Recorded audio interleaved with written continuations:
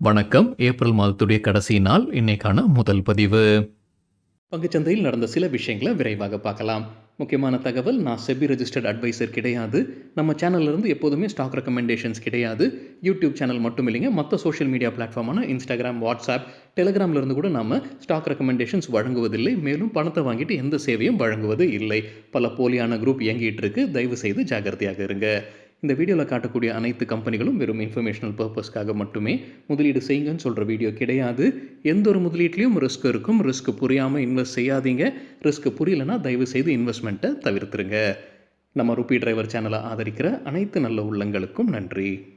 நேற்று April 29 Nifty 0.8% அதிகமாக close ஆயிருக்கு. 24,177 பக்கத்தில் க்ளோஸ் ஆயிருக்கு நிஃப்டி. ஃபாரின் இன்ஸ்டிடியூஷனல் இன்வெஸ்டர்ஸ் 14,300 கோடி ரூபாய்க்கு வாங்கியிருக்கிறாங்க. 16,700 கோடி ரூபாய்க்கு விற்பனை செய்திருக்கிறாங்க. நெட் செல்லர்ஸாக இருக்கிறாங்க 2,500 கோடி ரூபாய்க்கு. டொமஸ்டிக் இன்ஸ்டிடியூஷனல் இன்வெஸ்டர்ஸ் 17,200 கோடி ரூபாய்க்கு வாங்கியிருக்கிறாங்க. 15,000 கோடி ரூபாய்க்கு விற்பனை செய்திருக்கிறாங்க. நெட் பையர்ஸாக இருக்கிறாங்க 2,300 கோடி ரூபாய்க்கு.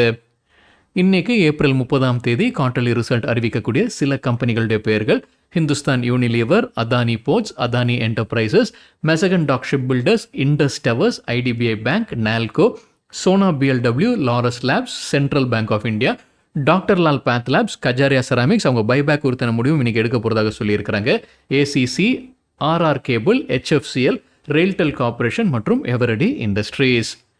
Reserve Bank of India credit card விதிகளில் சில மாற்றங்கள் கொண்டு வராங்க. எனக்கு தெரிந்த சில விஷயங்கள்: டைம்லைன் முடிந்ததற்கு பிறகு பெனால்ட்டி போட ஆரம்பிப்பாங்க. நம்ம கட்ட வேண்டிய அந்த டெட்லைன் முடிஞ்சதுக்கப்புறம் அவங்க பெனால்ட்டி போட ஆரம்பிப்பாங்க, இன்ட்ரெஸ்ட் போட ஆரம்பிப்பாங்க.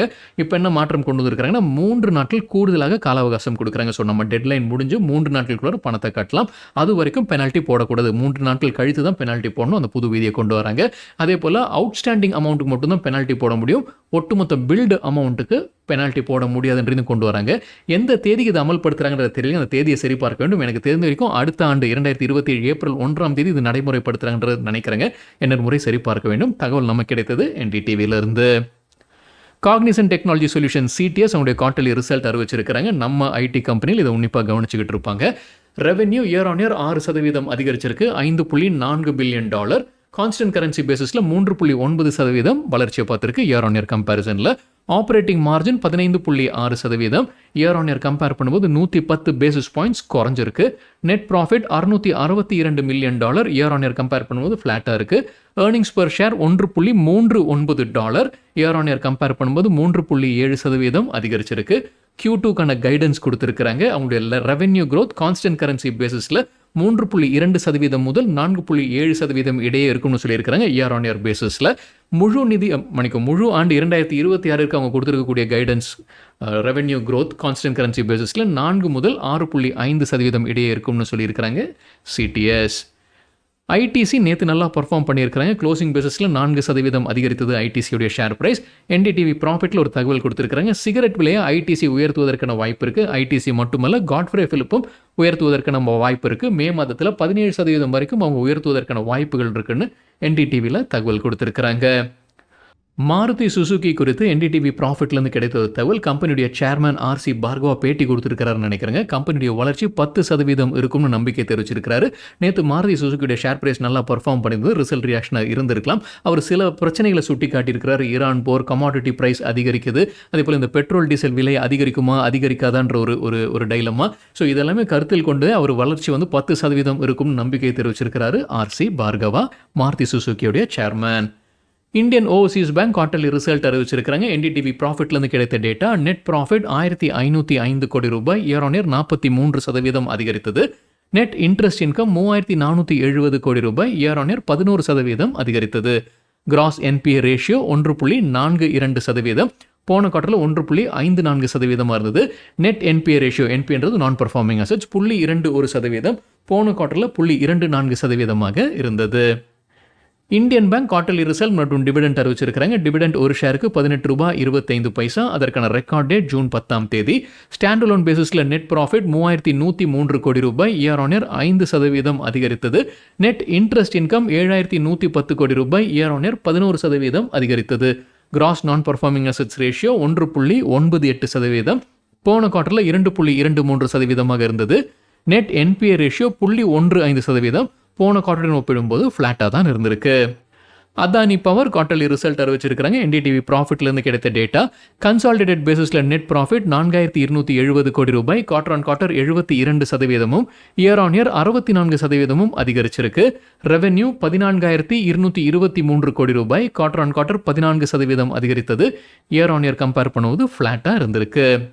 ஃபெடரல் பேங்க் குவார்டர்லி ரிசல்ட் மற்றும் டிவிடெண்ட் அறிவிச்சிருக்காங்க. டிவிடெண்ட் ஒரு ஷேருக்கு ₹1.20. ஸ்டாண்டலோன் பேசிஸ்ல நெட் ப்ராஃபிட் 1259 கோடி ரூபாய், இயர் ஆன் இயர் 22% அதிகரிச்சிருக்கு. ப்ளூம்பர்க் எதிர்பார்த்தது 1236 கோடி ரூபாய், கிட்டத்தட்ட அந்த லெவலில் தான் அறிவிச்சிருக்காங்க. நெட் இன்ட்ரெஸ்ட் இன்கம் 3174 கோடி ரூபாய், இயர் ஆன் இயர் 33% அதிகரிச்சிருக்கு. ப்ளூம்பர்க் எதிர்பார்த்தது 2854 கோடி ரூபாய், அது காட்டிலும் அதிகமாகவே அறிவிச்சிருக்கிறாங்க.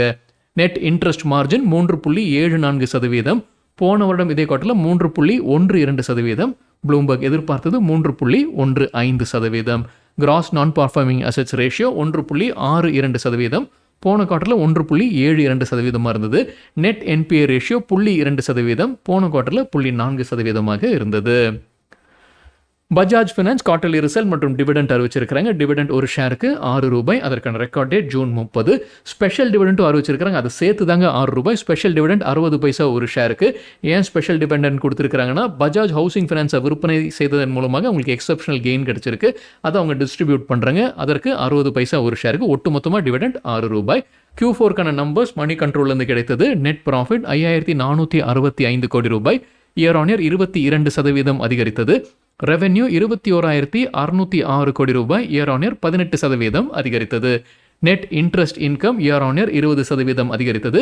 10,716 கோடி ரூபாய்.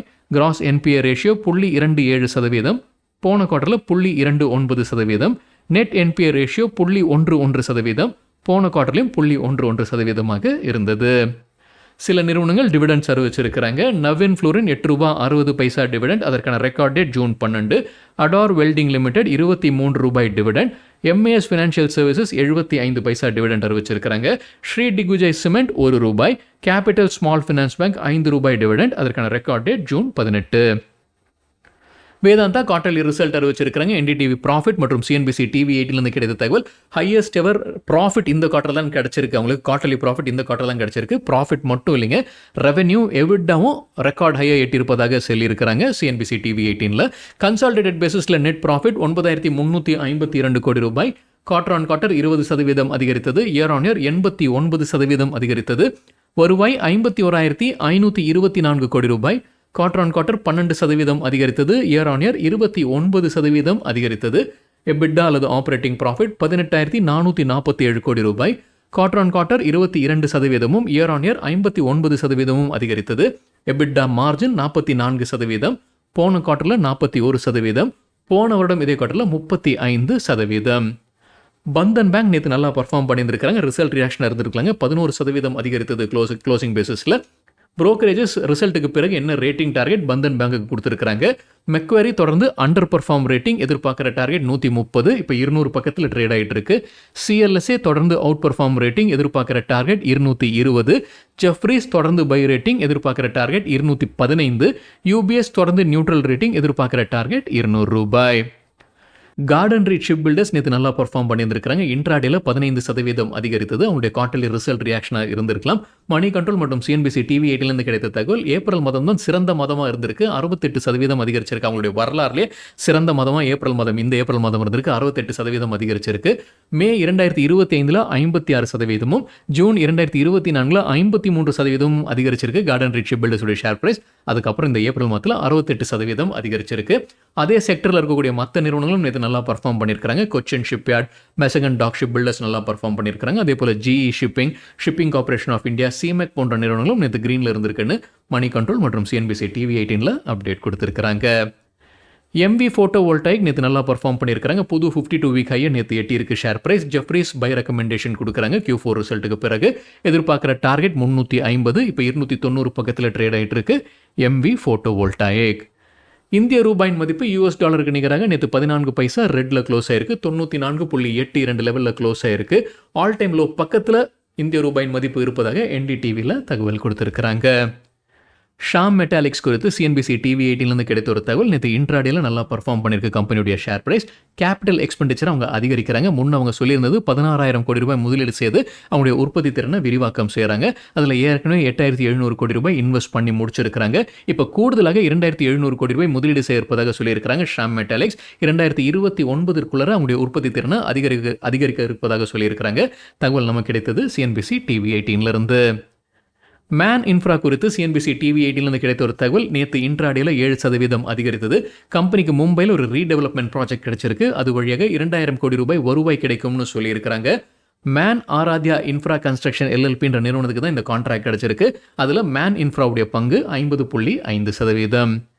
ஏர்டெல் குறித்தான ஒரு தகவல். சிட்டி தொடர்ந்து பை ரேட்டிங் கொடுக்குறாங்க. ஆனால் டார்கெட் பிரைஸை 8% குறைச்சிருக்கிறாங்க. முன்ன சொன்னதை காட்டிலும். முன்ன சொன்னது 2,380, புது டார்கெட் 2,180. அவங்க குறைச்சதற்கு ஒரு காரணம் என்ன சொல்லியிருக்கிறாங்கன்னா, இந்த டேரிஃபை வந்து இப்போதைக்கு ஏர்டெல் உயர்த்த மாட்டாங்க. டிசம்பர் குவார்ட்டரில் தான் அவங்க டேரிஃபை உயர்த்துவதற்கான வாய்ப்புகள் இருக்குன்னு சிட்டி கருதுறாங்க. அதே போல் Q4 ரிசல்ட்டுடன் அவங்க டிவிடெண்ட் 17 ரூபாய் அறிவிப்பதற்கான வாய்ப்புகள் இருக்குன்னு கணிக்கிறாங்க சிட்டி. ஸோ 17 ரூபாய் டிவிடெண்ட் இந்த மார்ச் குவார்ட்டருக்கான ரிசல்ட் அறிவிக்க இருக்கிறாங்க. அதில் 17 ரூபாய் டிவிடெண்ட் அறிவிப்பாங்க ஏர்டெல்ன்ற சிட்டிக்கு கருத்து தெரிவிச்சிருக்காங்க. கோட்டக் இன்ஸ்டிடியூஷனல் ஈக்விட்டிஸ் ரேட்டிங்கை அப்கிரேட் பண்ணியிருக்காங்க. ஏர்டெலுக்கு ஆடாக உயர்த்தி இருக்கிறாங்க. எதிர்பார்க்கிற டார்கெட் 2,250 ரூபாய். பஜேல் ப்ராஜெக்ட்ஸ் நேற்று இன்ட்ராடேல 13% அதிகரித்தது. சிஎன்பிசி டிவி 18ல ஒரு தகவல் கொடுத்திருக்காங்க. கம்பெனிக்கு மெனா ரீஜன்ல இருந்து ஒரு பெரிய கான்ட்ராக்ட் கிடைச்சிருக்கு. மெனான்றது மிடில் ஈஸ்ட் மற்றும் North Africa. Ultra mega contract கிடைச்சிருக்குன்னு கம்பெனி சொல்லியிருக்காங்க. மதிப்பு சொல்லல, அல்ட்ரா மெகா தான் சொல்லியிருக்காங்க. கம்பெனி அல்ட்ரா மெகான்ற வார்த்தையை பயன்படுத்தினாங்கன்னா அதோடைய மதிப்பு 400 கோடி ரூபாய்க்கு மேலே. இன்கம் டேக்ஸ் டிபார்ட்மெண்ட் அவங்க தரப்புல ஒரு விளக்கம் கொடுத்துருக்காங்க. புது இன்கம் டேக்ஸ் ஆக்ட் 2025 வந்திருக்குங்க. அதனால நமக்கு எஃப்டி ஃபிக்ஸட் டெபாசிட்லேருந்து வரக்கூடிய இன்ட்ரெஸ்ட் ரேட்டில் எவ்வளவு டிடிஎஸ் பிடிக்க இருக்கிறாங்க. இப்போ கரண்டாக வந்து 10% டிடிஎஸ் பிடிக்கிறாங்க. நம்ம பேன் கொடுத்துருந்தோம் அப்படின்னா, பேன் கொடுக்காம இருக்கிறோம்னா 20% டிடிஎஸ் பிடிக்கிறாங்க. அது தொடரும்னு சொல்லியிருக்கிறாங்க இன்கம் டேக்ஸ் டிபார்ட்மெண்ட். எந்த மாற்றமும் இல்லை, அது தொடரும்ன்ற அப்டேட் கொடுத்துருக்காங்க இன்கம் டேக்ஸ் டிபார்ட்மெண்ட்டில். சீனியர் சிட்டிசன்ஸாக இருக்கிறோம் அப்படின்னா நமக்கு நிதியாண்டில் 1,00,000 ரூபாய்க்கு மேலே வந்தால் மட்டும்தான் டிடிஎஸ் பிடிப்பாங்க. அதே போல் மற்றவங்களுக்கு எல்லாமே 50,000 ரூபாய்க்கு மேலே, ஒரு நிதியாண்டில் 50,000 ரூபாய்க்கு மேலே எஃப்டிலேருந்து இன்ட்ரெஸ்ட் வருது அப்படின்னா அவங்க டிடிஎஸ் பிடிப்பாங்க. அதுலேயும் எந்த மாற்றமும் இல்லாமல் அப்படியே தொடருவதாக சொல்லியிருக்கிறாங்க. சேவிங்ஸ் அக்கௌண்ட்டில் டிடிஎஸ் கிடையாதுங்க. ஆனால் நாம் டேக்ஸ் கட்டி ஆக வேண்டும். 10,000 ரூபாய்க்கு மேலே நமக்கு சேவிங்ஸ் அக்கௌண்ட்லேருந்து இன்ட்ரெஸ்ட் வருது ஒரு நிதியாண்டில்னா நம்ம வந்து என்ன ஸ்லாபில் வருமோ அது பொறுத்து நம்ம டேக்ஸ் கட்டி ஆகணும். ஆனால் டிடிஎஸ் பிடிக்க போகிறது அதுவும் தொடரும்னு சொல்லியிருக்கிறாங்க. சில எக்ஸம்ஷன்ஸ் எல்லாமே வாங்கலாமே, இப்போ அது தொடருதான் கேட்டால் அதுவும் தொடருது. இந்த 15G 15H ஃபார்ம்ஸை ஃபில் பண்ணி கொடுத்தோன்னா டிடிஎஸ் பிடிக்காமல் இருக்கிறது அந்த விதியும் இப்போ தொடருவதாக சொல்லியிருக்கிறாங்க income tax department. US federal reserve interest ரேட்டில் எந்த மாற்றமும் செய்யாமல் அப்படியே விட்டுருக்கிறாங்க. இப்போ இருக்கக்கூடிய ரேஞ்ச் 3.5 முதல் 3.75% ரேஞ்ச் தொடர்வதாக சொல்லியிருக்கிறாங்க US federal reserve. Gainers with high volume பட்டியல் இது நேற்றுக்கான டேட்டா. சஃபயர் ஃபுட்ஸ் 19% அதிகரித்தது. ரிசல்ட் ரியாக்ஷனாக இருக்கலாம். தேவியான் இன்டர்நேஷனல் 14% அதிகரித்தது. இரண்டுமே ஒரே பிஸ்னஸ்லாம் இருக்கிறாங்க. இரண்டுமே மர்ஜர் ஆக போகுதுன்ற செய்தி நம்ம முன்னே பார்த்தது தாங்க. பந்தன் பேங்க் 11% அதிகரித்தது. Emcure Pharma 8%, Godfrey Phillips 8%, Canara HSBC Life Insurance 7%, Garden Reach Ship Builders 7%, MV photo voltaic 7%, RBL Bank 6%, Chennai Petroleum 6% அதிகரித்தது. லூசர்ஸ் வித் ஹை வால்யூம் பட்டியலில் ஃபெடரல் பேங்க் 2% விழுந்தது. IndiGo Airlines 2%, Indian Bank 2%, AWL Agri 2% வீழ்ச்சி, ஸ்விக்கி 3% விழுந்தது, REC 3%, JSW infra 4% விழுந்தது. சரிங்க, இதுதான் சில விஷயங்கள் என்னுடைய பார்வைக்கு எட்டியது. நன்றி, வணக்கம்.